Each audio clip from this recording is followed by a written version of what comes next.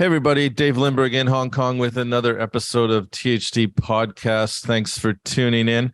Today we have a gentleman from Chicago area joining us, Andrew Bellavia, with the company AuraFuturity. Futurity. It's a difficult one for me to say. Anyways, they're going to be joining, and Andrew runs a consultancy in the Chicago area that talks about or does go-to-market strategies and branding for any kind of products or technologies related to being worn on the head. So we're going to find out more about that business, but we're going to focus a bit on hearing health and what it is, which is a kind of a growing category in audio and headphone technologies. But without delay, let's not forget about our sponsor, the Alti Association. They're going to be having a meeting suite where both Andrew and myself will be exhibiting during CES at the Venetian Hotel in Lido 3101B. So we encourage everybody to reach out to us and make an appointment or just come by. Barry doesn't want you to do that, but who's going to stop you once you're on your way in? So let's get started here. So Simon's in Japan. Good morning, Simon. Morning, Dave. And Andrew, how are you doing today? Doing great. Thanks. Appreciate being on the podcast. All right. We love the festive theme today. So yeah. So Andrew's been in the ear space for some time now. Some people might know his background, but specifically, I think let's start with talking about hearing health. I mean, there is a history behind it with hearing aids and such, but in the greater scheme of things, how do you position the topic of hearing health? Yeah, things have really been moving in different directions lately. Of course, everybody knows the traditional hearing aid, and the current state of regulations is driven by an old definition of a hearing aid, which is a device which selectively amplifies sound entering the microphones. You traditionally needed to get hearing aids from an audiologist, and now with the new regulations in the US, you can actually buy a device which will amplify up to a certain level for people with mild to moderate hearing loss in a pharmacy or online, which is something revolutionary in the industry. And of course, how that exactly shakes out, how many people will avail themselves of the opportunity, and what effect will it have, positive or negative, in the hearing health space is yet to be seen. Okay. Now, if we think about like the eyewear industry, there's kind of this calibration of like a +2, a -2, these kind of things. Is there some kind of standardization measurement that's coming into these pharmacies so that people aren't running out the door, or is it an app that's measuring their ability to hear? How does people get the right solution in those situations? Yeah, so it's the eyewear to a certain extent is a good analogy, because in the classical model, you'll go to an audiologist who will do a number of tests. The most common one is an audiogram, which will measure the threshold of your hearing at different frequencies. In other words, what's the quietest sound you can hear at different pitches? And so you'll hear tones, and when you hear the tones, you either press a button or raise your hand, and that's recorded. And so then you can see how many decibels of hearing loss a person has at any given frequency. And that would be used then to program the hearing aids to compensate. It's not a one-to-one correspondence, by the way. If you have 50 dB of hearing loss, you don't just amplify by 50 dB. Otherwise, when the sound is louder outside, you would get a dangerously loud, audio played into your ears. So a full prescription hearing aid is pretty sophisticated, because it will adjust the amplification level according to the noise outside that you're listening to, and will also do compression so that quieter sounds are made louder, but loud sounds are not made even still louder. So these are all things that an audiologist will do for you.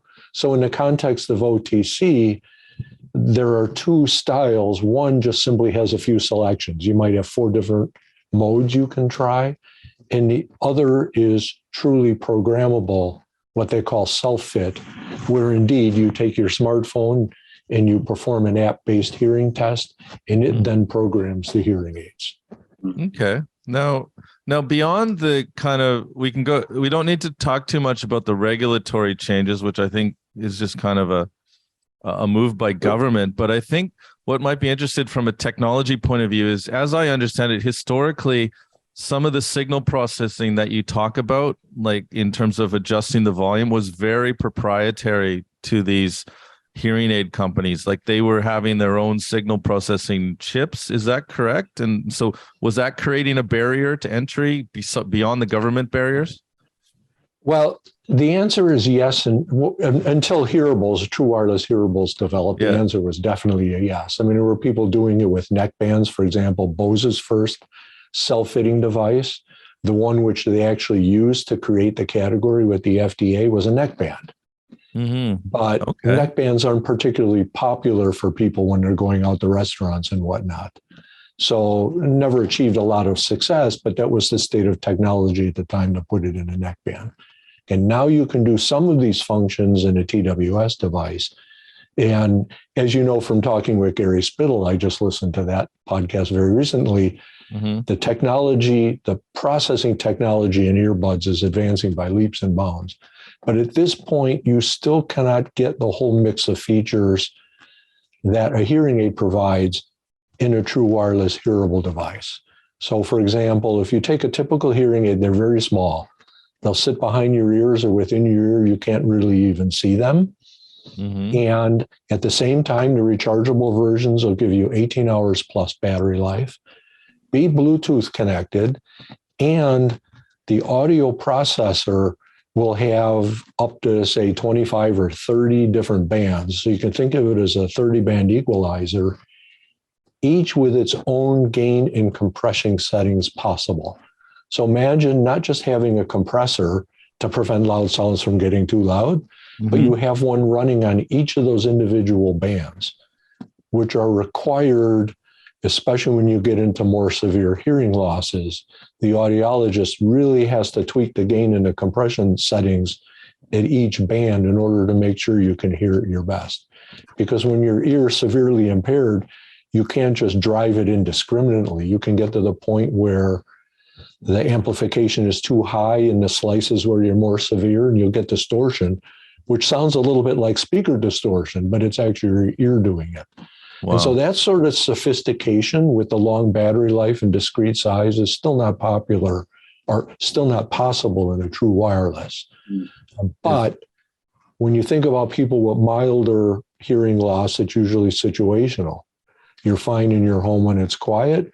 You have a hard time hearing people in a loud restaurant or pub. And so then if you're thinking about situational use, you don't need 16 hours battery life. And people on the milder end of hearing loss don't necessarily need all the sophisticated DSP features of a hearing aid. And therefore, the potential for an OTC device to work for them is higher. Okay.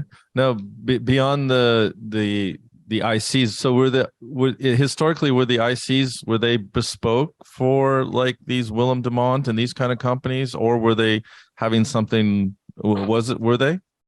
They still are bespoke, because that's the only way you can get the power consumption down. Right. So they're really ASICs, and otherwise the power consumption would be too high to deliver the long battery life in such a discrete size. Okay. And the other technology that I thought was interesting isn't zinc air a popular chemistry, or the batteries I'm talking about specifically, that you mentioned 18 hours, which is phenomenal.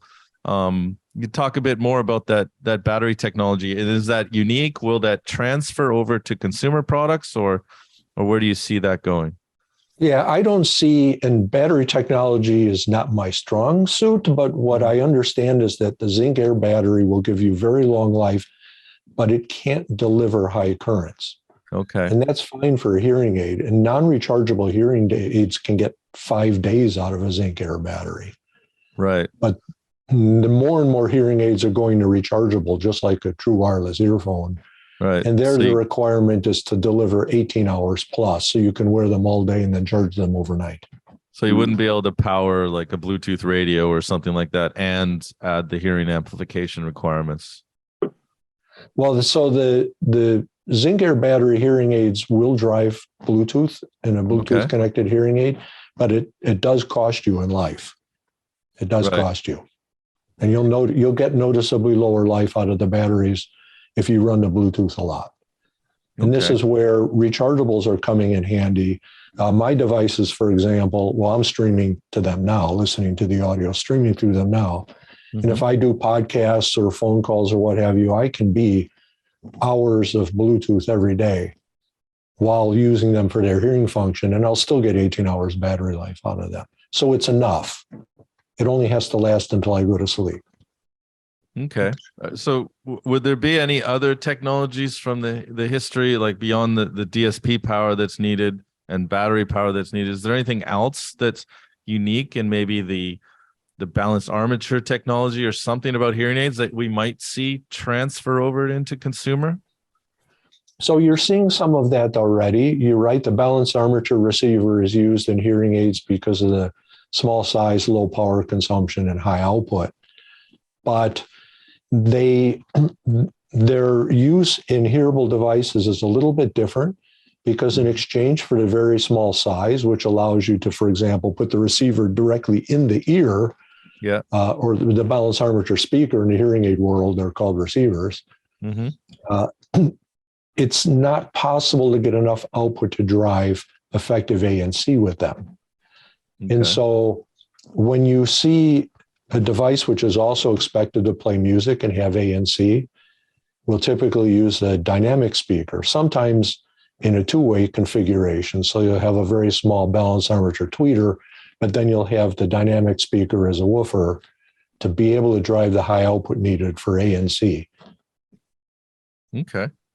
And so as these things move along, so where are we at in terms of the legitimate products that you would see in the market that you would call, like, what would you call it, hearing assist, or what stage are we at in and also in some of the definitions I think would be useful, because hearing aid, I think people understand that. It seems to be something from an audiologist. But then, like, where's the next step? Like, where's the middle ground, I guess, is a good place to start. That's the real interesting thing, really, because a hearing aid is a device which can selectively amplify the microphone input. And it was traditionally provided by an audiologist. Mm-hmm. And now you can get the over-the-counter version where the app will do the programming. But there are a lot of emerging technologies for solving hearing problems that don't rely on selective amplification. These are the things you're going to start to see come to hearable devices in a completely unregulated environment. Okay, so expand on that. Like, so we're just amplifying the entire band? Like, so people just hear more of everything, or how does that, or the app? No, help? That's actually the worst case condition. Yeah, I would think. That's what you don't want to do. Exactly. So regardless of hearing loss level, the biggest problem is the cocktail party problem. Right. And so you don't want to just amplify the noise along with everything else. It doesn't make the situation any better. What you want to do is increase the signal to noise ratio. So you want to reduce the environmental noise while increasing the level of the person you're trying to speak to who's nearby. Okay. Now, that's an acoustic problem because in a restaurant, the noise is primarily other people talking. So the noise has the same frequency spectra as the person you want to hear. And so you can only do a limited amount of acoustic filtering on it. And so hearing aid companies struggle with this as well. But the next basic thing you can do, which both hearing aid companies have done it for a while, and now hearable devices are starting to, is simply make directional microphones. Okay, so if my microphones are focused on you, and for those listening with audio, I'm kind of pointing forward. Yeah. So I can focus the microphones towards the front. And so you'll have, and I'll go to AirPods Pro. AirPods Pro can do this. You can put the microphones in directional mode, and the National Acoustic Labs in Australia, they measured their performance and found that you can get about 6 or 7 dB of signal to noise improvement in a loud restaurant by putting the microphones in focus mode. That's what Apple calls conversation boost. Yeah, I And think 6 or 7 dB is a lot. Yeah. And so if you are a person with mild hearing loss, so that you have difficulty hearing in a loud restaurant, but you're fine at home, that 6 dB is really meaningful. And you've done no amplification at all. Okay, so that's first level stuff. And next level really are the techniques being developed to actually extract speech from noise. Okay, now in the studio or cloud environment, this has been done for a while.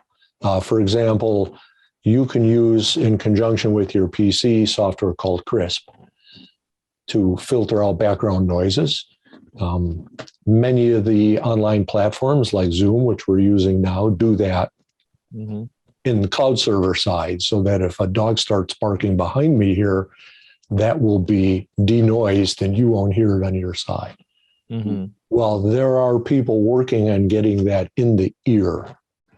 And so when that comes, and that comes with increasing processing power, especially people who are working on in-ear neural network chips, people like Greenwaves, for example, then you have the capability of doing denoising in the ear. So now you are actually, through machine learning techniques, reducing the amount of noise that you hear. It's passing through the speech and removing the restaurant noise. And so now you'll get even more signal to noise ratio improvement. And so for people with mild and moderate hearing loss, it could very well be enough without amplification. As long as they can hear properly and quiet, if you make the restaurant more like a quiet environment, they will hear much better. Yeah, there's a lot of processing guys coming around. They call it speech intelligibility. So there's a lot of people working on these algorithms. But I also kind of clued in on the concept of, you said your business is focused on head worn. So I think that the directionality thing, especially like a gentleman like yourself wearing glasses, and if you had like some kind of tuning between where the person is looking, it gives you an advantage for the directionality. Is that something that you're kind of like cluing in on, I guess, with the head worn stuff? Is like the actual direction of the face helps as to where they need to pay attention and listen to. Yeah, exactly. And that's really next level stuff at this moment. And some of the big tech companies are working on that. For example, Facebook Reality Labs, they shared a couple of years ago that they were working on this problem. And really what it comes from is, it's a trick question. And I'll ask you this question. What do you hear with? I'm assuming it's not your ears. No, it's not. You hear with your brain. Right. Okay. Think of your ear as a microphone, or even better, your ear is like a microphone attached to a roughly, 50 band graphic equalizer. So your ear is delivering to your brain a parallel interface at all different frequencies. Okay. So in your inner ear, in your cochlea, you've got the cells, each one picking up a narrow slice of the spectrum and delivering that then parallel to your brain. And so in the context of the cocktail party problem, that is the most sophisticated processing your brain does in the audio space. You have very subtle clues about the directionality of sound and the time of flight at different frequencies, and all those things get processed in your brain so that when your hearing is completely nominal, you're very good at separating out the person you want to. So in other words, even in a quiet environment, you can have 4 people talking and you can, without moving your head, you can attend to one or the other. Yeah. I think that's kind of just a natural instinct. You see that with animals detecting location, and humans are an animal in the same sense, as we can detect location and focus on what we want to attenuate to. So it's very interesting stuff. Exactly. But now the issue is that's a very, very finely tuned mechanism. Right. And when you start to develop hearing loss, that's the first thing to go. Oh, and really? There are also people, yeah, absolutely. That's why you'll see as people's hearing degrades over time, the ability to distinguish between different voices, especially in a noisy environment, is the first thing to go. Okay. Wow. And if your hearing loss is severe enough, you can provide the amplification, but that doesn't solve all the auditory processing issues in your brain. Okay. And so making the environment perceived quieter is the best thing, actually. And there are people, Brent Edwards and his team at the National Acoustic Labs, they've done these studies, and there was a paper published a year or two ago that divides up people according to their perception of hearing loss and their actual hearing loss when you measure with an audiogram, the tones. Mm-hmm. And in the US, they determined there were about 25 million people who, when you measure their hearing, it's normal. And yet they complain they have hearing problems, especially in noise. So now, that would be a mental issue? Is because you mentioned it's mental has negative connotations. What people would say is you have auditory processing issues. Right. Okay. Yeah. Auditory processing. Yeah. Okay. Right. That's interesting. Yeah. Perceived problems. Yeah. Well, and you can do these testing. So when you go to an audiologist, you'll have tests like where they'll actually play noise in one ear. They'll play like restaurant babble in one ear, mm-hmm. and they will, have words being spoken in the other ear. And as they vary the signal to noise ratio, they'll ask you to repeat the words. Okay. And so they can measure your speech and noise capability. And that's how you get to whether somebody has an auditory processing issue versus a hearing loss issue. So you can have a person who performs poorly in the speech and noise test, and yet their audiogram looks really good. Interesting. Okay. And Simon, do you want to chime in on any things that pop out at you? Yeah, just curious. So traditional or medical device type hearing aids, they tend to have quite a limited frequency range. Yeah, that's part of the battery life issue, because you run the processors for a more limited frequency spectrum, you'll increase the battery life. And it's also a function of the original focus of a hearing aid to focus on speech. Mm-hmm. And so they'll typically go as far as 8 kilohertz or so. Okay, and at the low end? At the moment. Yeah, and at the low end, what about not much low frequency too, is that right? Yeah, that's right. They'll usually not do very much low frequency because you don't have much low bass in speech. Yeah. And for many people, they'll run their domes, open domes, so they'll have some holes in the domes and you'll get your bass naturally. Mm. And then they'll blend in the amplified speech from the hearing aid. And that helps with the, the naturalness of the sound perception. Right. And this shift to, let's say, from professional hearing aids to consumer, what do you call that, aftermarket OTC hearing aids, they're generally always trying to be an audio music device as well as a hearing aid, or are people building just purely hearing aid only devices as OTC? Well, actually both. So you can get either kind. I'll use as an example of one that's a full function TWS device from New Hera out of Australia. Yeah. So they'll play full spectrum music, but they actually then have audiological-grade hearing correction for the microphones. Mm. It's interesting. And does ANC play into that as well? And they are using ANC.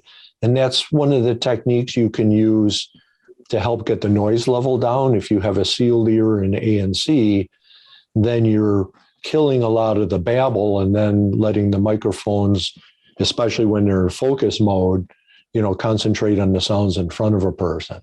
Right. There are drawbacks to that, namely in power consumption and size. So the devices tend to be a little bit bigger. Mm-hmm. It's bigger than a hearing aid. And of course, as OTC now hits the market and develops, to what extent will the cultural issues begin to recede? In other words, the hesitation people would have to wear an obviously earbud looking thing when they, are at a dinner table with their friends. Yeah. Yeah, I think there was a classic kind of, I don't know, theory that people would hesitate about 7 years from the time they started to have hearing loss until they actually would take on a hearing aid device. So it's kind of an issue. So it makes it worse for people. So I always thought if there was some kind of cool way for the guy in his 40s to start wearing like AirPods or something that would help assist him, it would help stem the gap and reduce hearing loss or help in that. What's your feeling on that? I actually think that's how the stigma problem is going to finally be broken, because you're right. The 7 years is very typical, and stigma has a lot to do with it. The association of hearing loss with aging and the negative connotations that come with that, is a strong barrier. That barrier used to exist for glasses too. When I was younger, kids made fun of other kids wearing glasses and all that. Now they're very much a fashion statement. But the stigma around hearing still exists. However, I think there's a couple of ways that stigma barrier gets broken. One is actually personalization of the music. This is becoming more and more popular. I mean, even Skull Candy, who really, you think of Skull Candy earphones, they're a lifestyle brand, okay? Right? It's, targeting snowboarders and the like, okay? And, at moderate price points. And they are now doing hearing personalization, which means you take the hearing test, but what it does is it personalizes the streaming music to your hearing response, not the microphones. Now, because they're only personalizing the streaming music, it's totally unregulated, okay? Has nothing, it's not a hearing aid. However, when people buy these earphones and they take the hearing test and, hey, the music sounds better, they've now got an introduction into modern hearing science in a way that's positively reinforcing, okay? No company doing this speaks of hearing loss. They simply talk about everybody's hearing response is different, like a fingerprint, okay? Run the hearing assessment, let us equalize them, and you're going to love your music. And so when people do that and the music indeed sounds better, it's a positive reinforcer around hearing. Okay, so that's one way. That's one way. The other way, I think, is when the tech companies really get into the game. So Apple, for example, has these features. They'll do a little bit of limited amplification. If you take a hearing test from a third party like Mimi and load it into Apple Health, you can then get limited amplification. But the biggest feature really is the directional microphones, and they have a certain amount of noise reduction that goes with it. That's what they're doing now, but it's really kind of under the radar. They're not advertising it. And my own suspicion is probably because that was an after-the-fact operating system update that AirPods weren't designed for. It was a feature added later through software. And so it's really a little bit beneath the radar. But when an audio brand or one of the large tech companies really goes in on this and provides a restaurant mode, for example, and talks about it. So imagine you've seen, the cool AirPods ads that Apple does, person's dancing in the street, goes up the walls, right? And, modern music playing, all that sort of thing. Now imagine an ad, one of the companies does an ad like that. Person's walking down the street, grooving to their music. They open a door to some pub, walk in, it's really noisy. Bloop, restaurant mode. The noise recedes. They go up and say hello to some person they're attracted to, and they sound perfect. Now all of a sudden, you have positive messages around the lifestyle advantages of addressing your hearing. And I think the tech companies will get there. As the demand for hearing personalization is going up and up, and more brands are doing it. I think that will filter into these sort of restaurant modes as well. And then you're going to start to break that stigma barrier. Yeah, there must be a lot of homework to be watching the patents being filed in the last time to try to predict the trends, which would be important for your business. Okay, Simon, did you have any further questions? It does sound like it's a pretty difficult technical problem. So it's the kind of thing that brands will not be rushing off and developing themselves, but they buy in somebody else's technology to implement it. Yeah, it'll be a combination. For example, you see people developing neural network chips that can either be run separately or could be an IP block within, a Bluetooth chipset, for example. That gives you a better hardware basis to work on. And there are companies doing the software as well, companies like Mimi, for example, who are doing the hearing features already for sound personalization and could do it on the microphone side as well. So there's an ecosystem forming.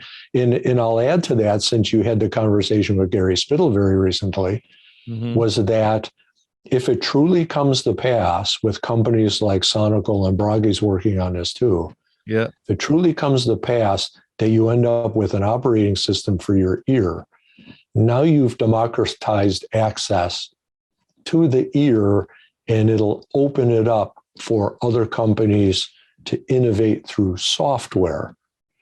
And now think about that, where you could go to an app store, try 2 or 3 different hearing programs. I mean, even one, you may have a couple of good ones that are available on subscription basis for a couple of dollars a month with a 30-day free trial. So you load one up and you give it a go. And if it works for you, then, you subscribe. But there'll be a lot of innovation in the software side once you have an operating system for your ear as well. Yeah. Shout out to Nikolai, by the way. I've been trying to get him on this podcast for some time now. So hopefully we see him at CES as well. But anything else, Simon, that you want to? I'm just curious. I wonder how it works out, because if you take the example of ANC, there's a number of the big brands who have very high performance products. They're performing excellent, but it does tend to drop off pretty rapidly to relatively poor performance. And you know what I mean? A brand that can really invest a lot of technical resource into it can do a very good job. But if you don't, it's not something you can just plug in and get the results that others can. So I wonder if the same would be true for the hearing side. Yeah, you're absolutely right. ANC is so hardware specific that I really don't think you're going to have ANC apps unless you have the means, and smartphones do this, if you have the means of detecting what the earphone model is, and then the program would configure itself for that model. So I can have an ANC app, but I've got to have profiles for different earphone models, which in the beginning wouldn't be terribly hard because there may only be a half a dozen models running Sonical's OS, for example. And so an ANC app detects which of those half a dozen models, configures itself for it, and you get good performance. And there are people doing adaptive ANC where they're actually measuring what's going on in your ear canal and adapting the ANC performance for your individual ear canals. So it's possible. But the hearing side is a little bit different because you have a starting point, which is, the acoustic design of the earphone. Okay. Now, at least for amplification, once you know what the baseline response is, you can add dBs to this frequency band or add dBs to this frequency band. Directional microphones gets a little bit trickier because you have to know the microphone performance and layout. It would have to be the same thing like ANC. But denoising would be perfectly fine. If you're taking the input from the microphones and you're running the ML speech from noise extraction, that should be relatively model agnostic. So there's a lot of runway here for innovation once you've democratized access to the earbuds. Excellent. Okay. Perfect. Thanks. All right. I think this is anything else you'd like to add, Andy, before we call it a day?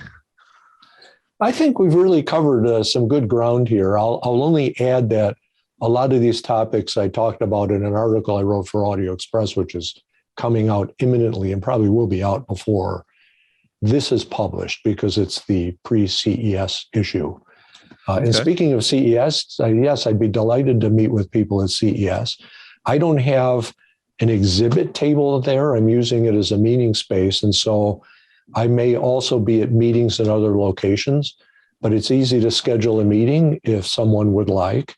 If they go to AuraFuturity.com, I've got a place where you can book a meeting directly there. And also you'll see it on my LinkedIn profile.